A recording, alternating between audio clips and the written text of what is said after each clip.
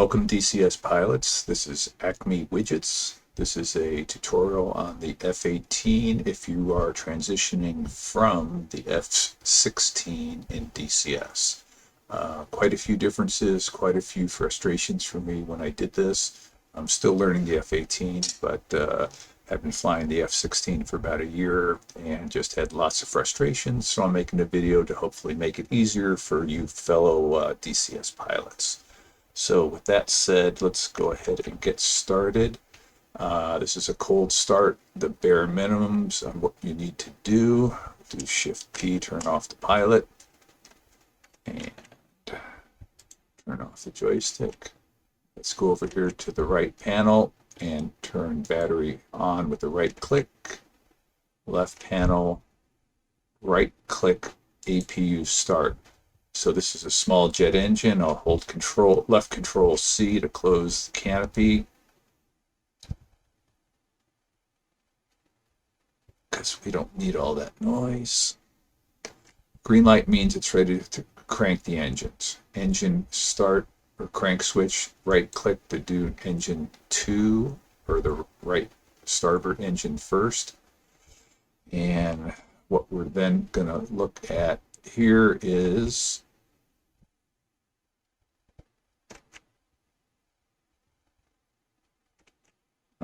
once we get to 20%, we can go right shift and home to turn on fuel flow to that engine. You'll see it starts to come up, temperature's coming up, RPM as well. Once we get to 65, we can then crank the other engine to 20% and then turn on fuel. So let's go left click, engine crank for the port or left side start. Ignore Bitch and Betty.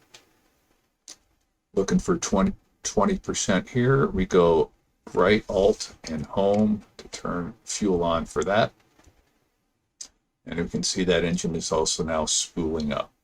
So what I like to do in the cockpit for cold starts or even hot starts is go the left rear and work my way around to the front panel and then back to the right panel and rear of that. So differences here, you've got to turn on your oxygen system, right click to turn that on. Similarity, this is the radar warning receiver. I like to have that a little less than half. Missile tone for your 9X lock, I like a little less than half. You can hit the flight control reset. This resets everything. Come back to the takeoff trim in a minute. Let's go over here, and if you drag these up, this is your exterior lighting. There's a strobe behind here you can't see yet. And then zoom in here. So this panel is critical. So again, I go, you're in the field versus carrier for the hook bypass. Left click on the parking brake to release it. I like my landing light on now. Anti-skid is on. Retracted the launch bar, that's only the hook for the launching on the carrier. This is critical. You have to set your flaps to half for takeoff. They'll go to auto once we're up in the air, but it doesn't know where the flaps should be on takeoff, so you've got to do that. The other thing that I've done is I've loaded 2 bags on the inboard stations. That's 7 and 3. This is your outboard stations for jettison, and then you could have fuel just a single bag on 5 if you wanted. The rest of these are 120Cs. I also bump my flare and chaff to that. So this is your selective jettison is here. Emergency jettison is up here. Emergency jettison gets rid of everything on the racks, so it leaves you basically with the 9Xs and the 9Xs on the wingtips, and you might have 2 120s depending on how it's loaded. So you left or right click on this outer dial to adjust it. You click here to selective jettison. I go to stores, and then since I had the 2 bags on the inside, I did that. If you had a center fuel tank, you would just click that one. If you want to get rid of the outer stores, this is essentially what emergency jettison would do. But for selective jettison, I only want to dump the bags after they're used up. How do you tell they're used up? This is your total fuel here, 15,000 pounds. This is your total internal fuel. So once this number equals that number, you can jettison the bags. Okay, so let's get up here. We're going to do a couple things. This is the master caution. You can ignore that for now. Let's right click twice to go to daytime to turn on these two MFDs. And let's go air to air. With the weapon select, I'm going to go aft to go to AIM-9 just to turn off that tone. I'm going to click here, and then over on this OSB1, this is your IFF window. Click that again to turn that to auto. To get back to anything, you're going to hit this menu button. It always starts in tactical, then it goes to your support menu where you can click all that. I go to tactical, early warning, and you can see a bunch of this stuff is off, which we'll get back to in a minute. You can see that INS is not started, so this is a reminder. Then I'm going to jump over here for just a second because this takes time. This is your radar, air to air, air to ground. You want that on, operational, and then this turns on your INS. It used to be you put this on ground. If you're on the carrier, you do it on nav. If you want in-flight alignment, then you click that. So in-flight alignment will constantly calibrate your INS to all the GPSs and everything as you're flying around. All right, so let's get back to where we were over here. We're going to come back to the left MFD with sensor select, but right now let's go down the middle. So nothing to do up here yet. Let's just work our way down. IFF, you select it. To turn it on or off, you hit this button. When it shows XP, it is on. Data link, there's two data links. This threw me off for the longest time. You have to turn data link on for this, and then you have to hit data link again for the second data link and turn that on. So you should see both a 127 and a 33,600 displayed.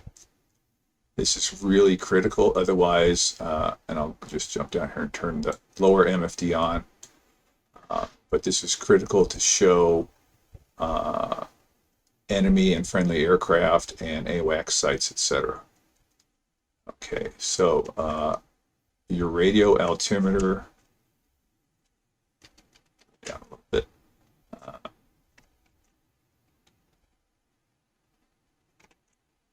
This is your radar altimeter or barometric. It defaults to barometric usually. I like to have it on radar. I have that on my HOTAS so that I can, if I'm down low, I can turn that on and I'm not bugged. This will turn on the MFD, sorry, the HUD. You can see there. Your alpha, your speeds, nose wheel steering off or on is shown there. And when you have an X through here, that means that the master arm is not turned on usually, or you're on the ground, so it's not going to work. All right, so continuing down here on the lower color multifunction MFD. I'll just bring this up. So your plane is here, pointed in this direction. This is the scale. You'll use this the most to zoom in or out. And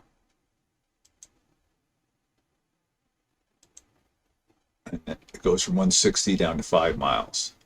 So the other thing that threw me off a lot here is that this is actually a horizontal situation indicator right now. It is not situational awareness. So like with all the MFDs, click on the menu to go in or out of your options. We're on tactical, so we could see stores, HUD, and you could duplicate any MFD anywhere except the color one only shows up on the bottom. But what you don't want horizontal situation, you want situational awareness. Bang. So now when you do this, you can see there's red aircraft, which are enemies. Diamond is enemy, red is confirmed by an AWACS, which I have set up over here. So that's telling me that these are enemies, but they're not solid, which means they're not locked on my radar. You can turn on waypoints here. If I had them programmed, it would show you the direction to the waypoint.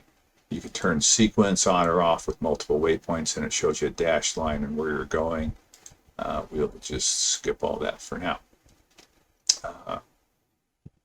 This button down here, working our way down, is your part of your ECM. So you need that on, but that just basically applies power. Right click here to just receive and be warned about things. You can also transmit. The F-18 has a built-in jammer built into the frame or wings, so there's no need to carry an external jamming pod. And then to dispense chaff, this needs to be either on or in bypass. Bypass means whenever you hit the countermeasure forward, you'll dispense to chaff.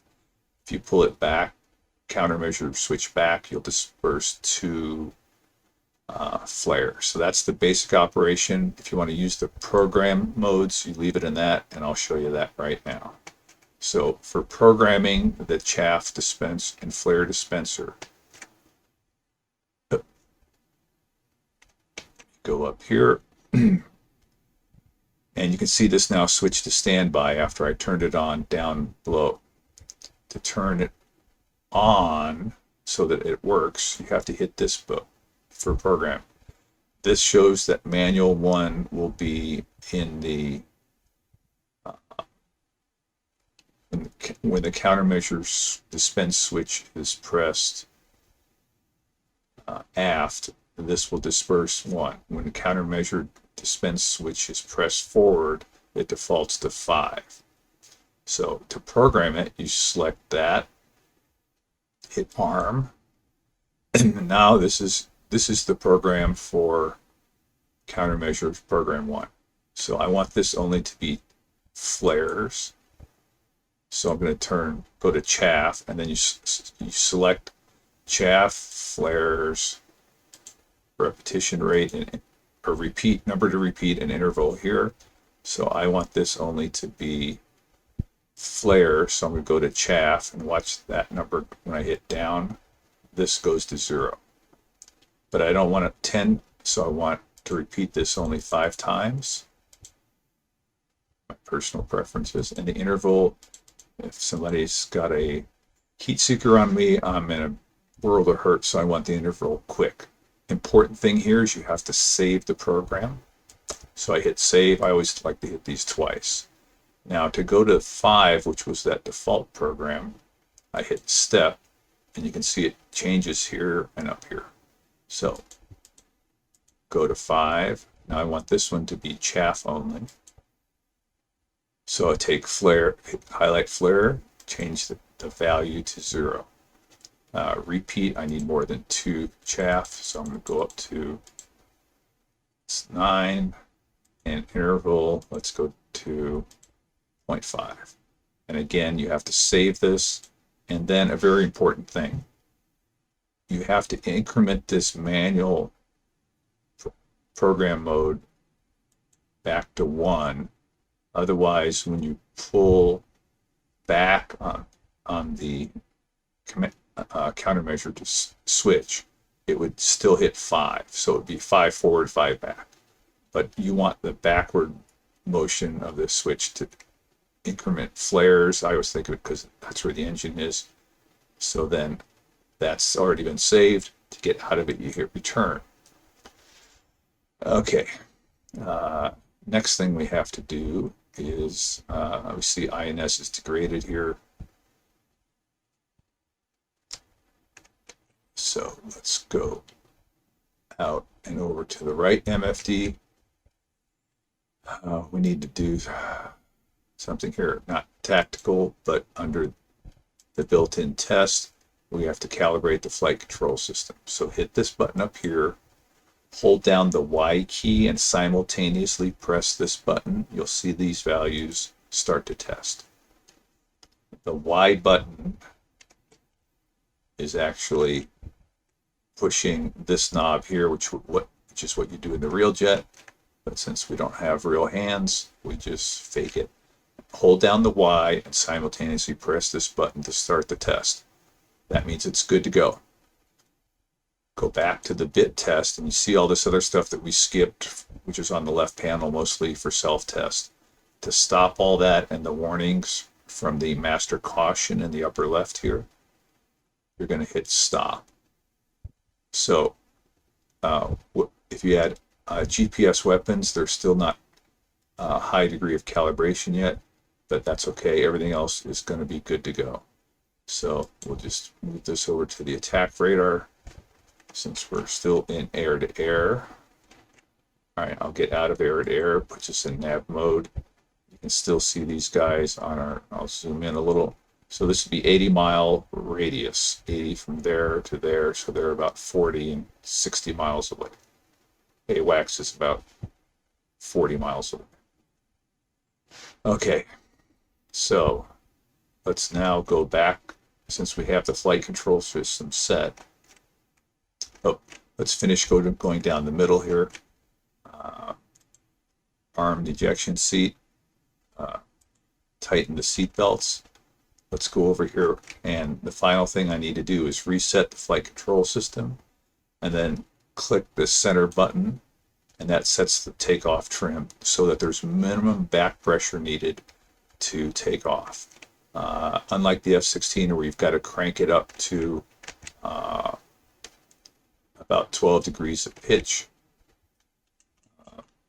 in the F-18, it's very little back pressure to take off.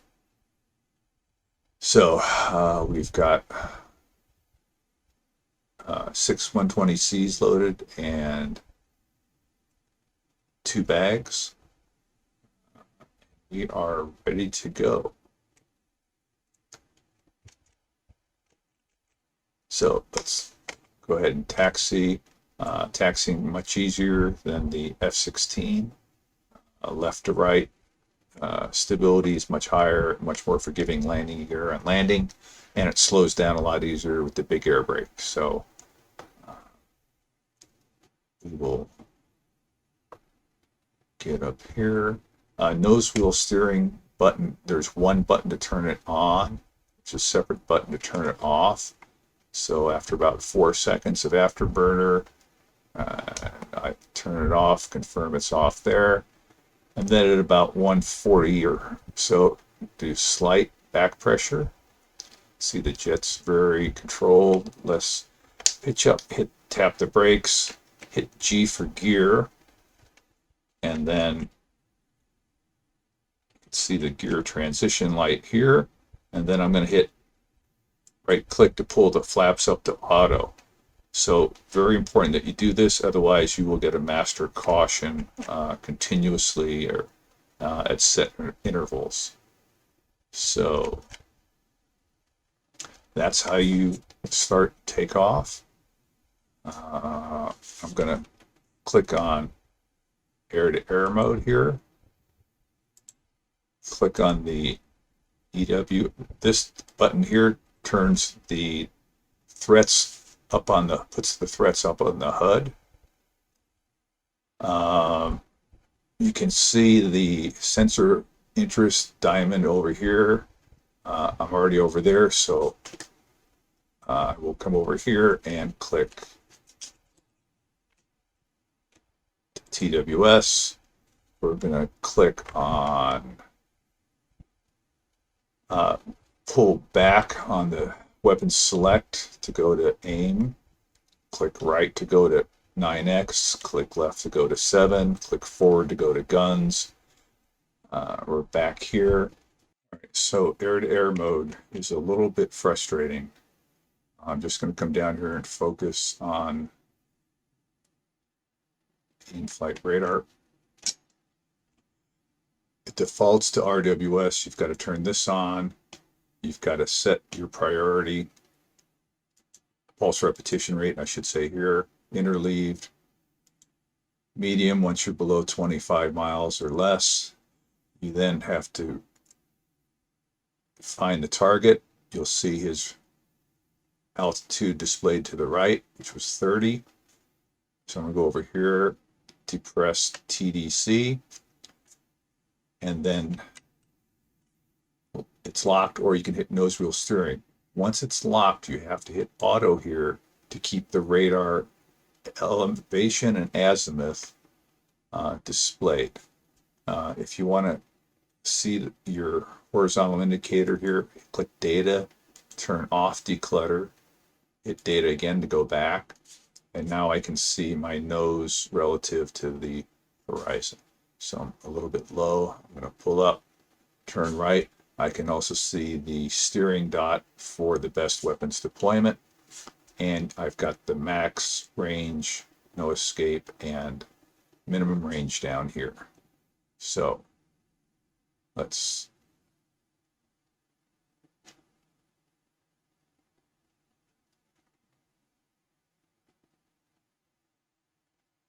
you can see that right now he's going away from me because he's got this little arrow pointing up. If I look at my HUD,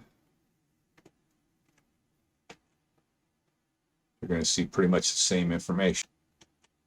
So diamond indicates enemy, square is friendly. The outside arrow is his direction of flight relative to me. Down means he's pointing right at me. The chevron on top means there's a donor aircraft. I have an AWACS up confirming that he is an enemy. This is maximum range. Sorry, this is range to the enemy. You can see it dropping down. This is maximum missile range, no escape, and minimum range. So we want to be below max. This is an AWACS. He's doing a simple turn. The other difference is you're not going to use your weapon 2 or weapon release button here on the F-18 versus the F-16. You're going to use the second indent on the trigger. And again, this is where he's turning. This is his range. No escape range is here, and minimum is here. So we'll fire an AMRAAM at him. I can also go select forward to turn on the guns. To go bore sight, you go sensor select forward. And it's locked him up there. And if I want to fire guns,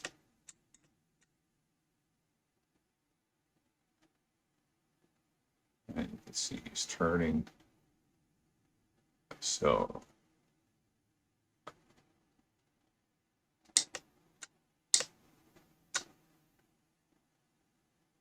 that's basic air-to-air. Sidewinder would be to the right.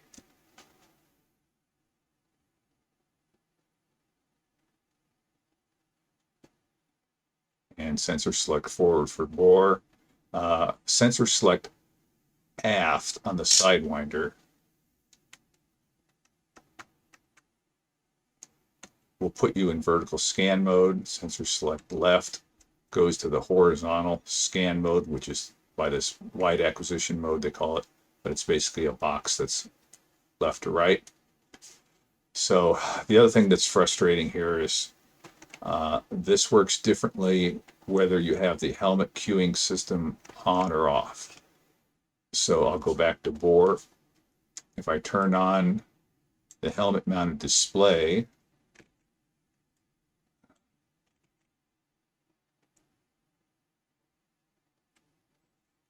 but now with the helmet mounted display, if I go sensor select forward to bore and then aft, it now says helmet acquisition mode. So now, when I look around, the helmet view, that center circle is trying to lock a target. To get out of that, the only way I know is to turn off the helmet mounted display.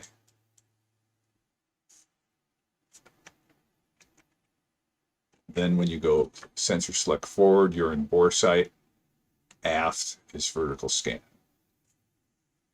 All right, well, I hope you enjoyed this, and please leave any comments or questions down below. I'll do my best to answer them. Acme Widgets out.